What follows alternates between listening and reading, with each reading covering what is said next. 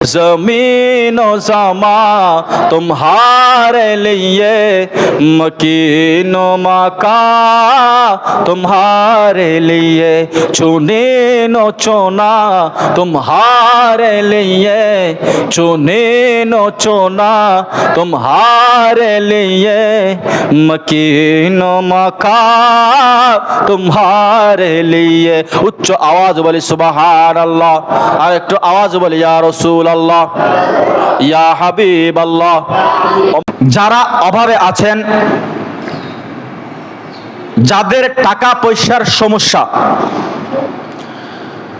যারা ঋণ করতে করতে একদম দুর্বল হয়ে গেছেন, ব্যবসার মধ্যে লাভ নাই, লস ব্যতীত, অর্থাৎ আপনি চতুর্দিকে বন্দী হয়ে গেছেন, কষ্ট আর কষ্ট, দুঃখ আর দুঃখ, পেরেশানিকে পেরেশানি, দুশ্চিন্তাকে দুশ্চিন্তা, আপনি চতুর্দিকে বন্দী হয়ে গেছেন, ঋণ করতে করতে কি হয়ে গেছেন?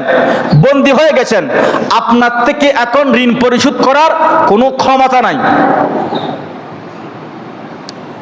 এই ধরনের ব্যক্তি যারা রয়েছেন, আপনাদেরকে আমি একটা আমল দিব, একটা দোয়া শিখিয়ে দিব, যেই দোয়াটা যদি আপনারা পড়েন, ইনশাআল্লাহ আপনাদের যত দুঃখ থাকুক, যত কষ্ট থাকুক, যত ঋণ থাকুক, সব কিছু আল্লাহ পাক পরিশোধ করে দিবেন। দলিল আবু দাউদ শরীফের 1555 নম্বর হাদিসের বর্ণনা। عن أبي سعيد الخدري رضي الله تعالى عنه قال دخل رسول الله صلى الله عليه وسلم يوما المسجد। হযরত আবু সাঈদ খুদরি রাদিয়াল্লাহু তাআলা আনহু থেকে বর্ণিত, একদিন রাসূল করিম সাল্লাল্লাহু আলাইহি ওয়াসাল্লাম মসজিদের মধ্যে প্রবেশ করলেন। হঠাৎ দেখতে পেলেন সাহাবী হযরত আবু উমামা রাদিয়াল্লাহু তাআলা আনহু মসজিদের মধ্যে বসা।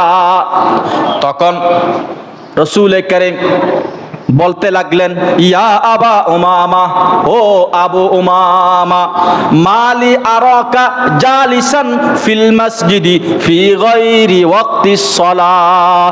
ও আবু উমামা, এখন তো নামাজের সময় নয়, তুমি এই সময়ে কেন মসজিদে বসে রয়েছ? এখন তো নামাজের সময় না, এখনো আজান হয় নাই, তুমি এই সময়ে কেন মসজিদের মধ্যে বসে রয়েছ? তখন সাহাবী হযরত আবু উমামা রাদিয়াল্লাহু তাআলা আনহু বলতে লাগলেন, ইয়া রাসূলুল্লাহ, হুমুমুন লাজিমাতনি ওয়া দিয়ুন। ইয়া রাসূলুল্লাহ, খুব পেরেশানিতে আছি, খুব কষ্টের মধ্যে আছি, খুব অভাবে আছি, খুব ঋণের মধ্যে আছি, যার কারণে এই সময়ে মসজিদের মধ্যে বসে রয়েছি। এই হাদিস থেকে বোঝা যায়, সাহাবীরা যখন কোনো বিপদে পড়তেন তখন দূরিয়ে কোথায় যেতেন? মসজিদে যেতেন, মসজিদে অবস্থান করতেন। এই হাদিস থেকে আমরা শিক্ষা নিব, আমরা যদি কোনো বিপদে পড়ি, কোনো কষ্টে পড়ি, কোনো পেরেশানিতে পড়ি, আমরা সাথে সাথে মসজিদে গিয়ে অবস্থান করব, আল্লাহর কাছে আকুতি মিনতি করে বলবো। আমাদেরকে অনেকে বলে, আরে মোল্লার দূর মসজিদ পর্যন্ত। আমি এটা বললে খুব খুশি, কেননা এটা বলে না যে মোল্লার দূর সিনেমা হল পর্যন্ত। এরকম শুনছেন? শুনেন নাই? মোল্লার দূর মসজিদ পর্যন্ত বলে, মোল্লার দূর সিনেমা হল পর্যন্ত বলে না। এটা বললে আমি খুশি। আর আপনারা যারা হুজুর আমার বক্তব্য অনলাইনে শুনবেন, আপনাদেরকে কেউ যদি বলে মোল্লার দূর মসজিদ পর্যন্ত, আপনারা রাগ হবেন না, আপনারা আরো খুশি হবেন, আল্লাহর কাছে দোয়া করবেন, আল্লাহ আপনার এই বান্দা আমাকে মোল্লার দূর মসজিদ পর্যন্ত বলেছে, আমার দূর মসজিদ পর্যন্ত বলেছে, কিয়ামতের ময়দানে এই কথা দিয়ে আমি যেন বেহেশতে যেতে পারি। আল্লাহ আপনি আমাকে আপনার এই বান্দার কথাটা কবুল করুন। উচ্চ আওয়াজ বলে সুবহানাল্লাহ। সেই জন্য যারা বলে মোল্লার দূর মসজিদ পর্যন্ত, রাগ করবেন না। তখন আল্লাহ রসুল জিজ্ঞাসা করলো, ও আবু উমামা, তুমি কেন নামাজের সময় ছাড়া মসজিদে অবস্থান করলা? তখন আবু উমামা বলতে লাগলেন, ইয়া রাসূলুল্লাহ, হুমুমুন লাজিমাতনি ওয়াদিউন, খুব পেরেশানিতে আছি, খুব ঋণের মধ্যে আছি, যার কারণে মনটা খারাপ, যার কারণে মসজিদের মধ্যে বসে রয়েছি। ওই মুহূর্তে রাসূল করিম জবাব দিলেন, ইয়া আবু উমামা, আলা উআল্লিমুকা কালামান ইদা আনতা কুলতাহু আযহাবাল্লাহু আনকা হাম্মাকা ওয়া কাদা আনকা দাইনাকা।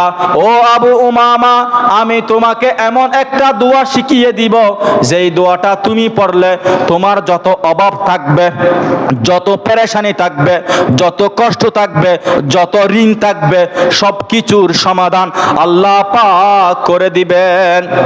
তখন সাথে সাথে সাহাবী হযরত আবু উমামা বলতে লাগলেন, ইয়া রাসূলুল্লাহ, আমি তো এই রকম দোয়া চাই, যেই দোয়ার কারণে আমার ঋণ পরিশোধ হয়ে যাবে, যেই দোয়ার কারণে আমার ব্যবসার মধ্যে লাভ হবে, যেই দোয়ার কারণে আমার দুঃখ, কষ্ট, দুশ্চিন্তা, পেরেশানি দূর হয়ে যাবে।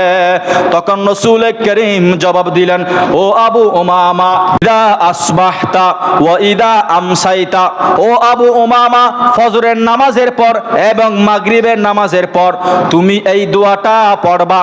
অর্থাৎ ফজরের নামাজের পর একবার, মাগরিবের নামাজের পর একবার এই দোয়াটা পড়বা। দোয়াটা হচ্ছে এই, ভালো করে শুনবেন, আমল করার চেষ্টা করবেন। আল্লাহুম্মা ইন্নী আউযু বিকা মিনাল হাম্মি ওয়াল হাজান। বাংলা অর্থ, হে আল্লাহ, আমি আপনার কাছে ফানাহ চাই। মিনাল হাম্মি, হাম্মুন শব্দের অর্থ হচ্ছে পেরেশানি, ওয়াল হাজান, হাজান শব্দের অর্থ হচ্ছে দুশ্চিন্তা। আল্লাহুম্মা ইন্নী আউযু বিকা মিনাল হাম্মি ওয়াল হাজান। ও আল্লাহ, আমি আপনার কাছে পেরেশানি এবং দুশ্চিন্তা থেকে পানা চাই। ওয়া আউযু বিকা মিনাল আজিজি ওয়াল কাসাল। ও আল্লাহ, আমি আপনার কাছে অপারগতা এবং অলসতা থেকে ফানা চাই। অলসতা বুঝেন তো, অনেকেই অলসতা করে কাজ করতে চায় না, ঘুম থেকে উঠতে চায় না, এই অর্থাৎ কোনো কাজে কি মন যায় না। এই দোয়াটা যারা পড়বে তাদের অলসতা, অপারগতা সব কিছু দূর হয়ে যাবে। এরপরে বলতে লাগলেন, ওয়া আউযু বিকা মিনাল জুবনি ওয়াল বুখল, ভীরুতা, কাপুরুষতা এবং কৃপণতা থেকে আপনার কাছে পানা চাই। ওয়া আউযু বিকা মিনাল জুবনি ওয়াল বুখল, ভীরুতা, কাপুরুষতা এবং কৃপণতা থেকে আল্লাহ আপনার কাছে পানা চাই। আমাদের সমাজে দেখা যায় শুধু মানুষ থেকে খাই, মানুষকে খাওয়াতে চাই না। আছে না এরকম নেককার বান্দা? আছে। তো কেন খাওয়ায় না? ও বখিল, ও কৃপণ। তো যদি এই দোয়াটা পড়ে, ওই ব্যক্তিকে আল্লাহ পাক তার কৃপণতা দূর করে দিবেন। ওয়া আউযু বিকা মিনাল জুবনি ওয়াল বুখল, হে আল্লাহ, ভীরুতা, কাপুরুষতা এবং কৃপণতা থেকে আপনার কাছে পানা চাই। এরপরে বলতে লাগলেন,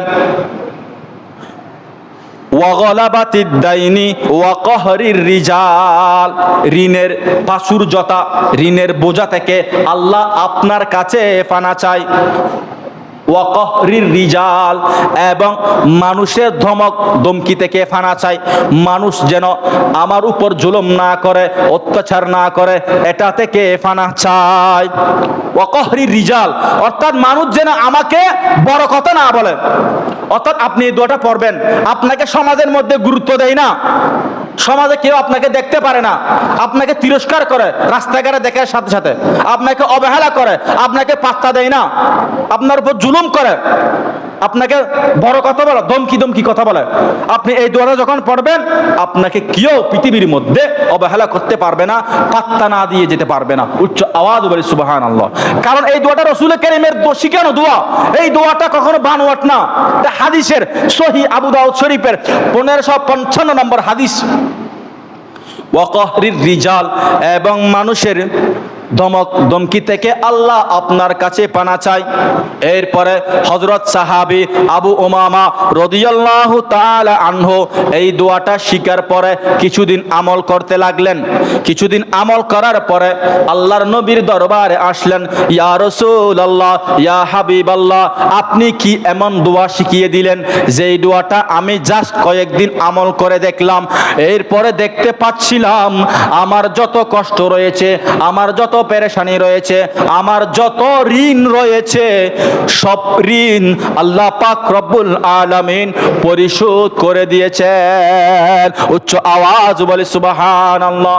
আরে আপনাদের সমস্যা মানুষের দ্বারা যান, মানুষের দ্বারা যান, আমাকে টাকা দেন, আমাকে কিছু টাকা দাঁত দেন, আমি বিপদে পড়ছি, এক সপ্তাহ পর 10 দিন পর দিয়ে ফেলবো। আরে বাবা, আপনি একটু 2 রাকাত নামাজ পড়ে আল্লাহকে বলেন না, আল্লাহ দেয় কিনা আপনি দেখেন না। শেষ রাতে 4টা বাজে উঠে 2টা সিজদা দেন না।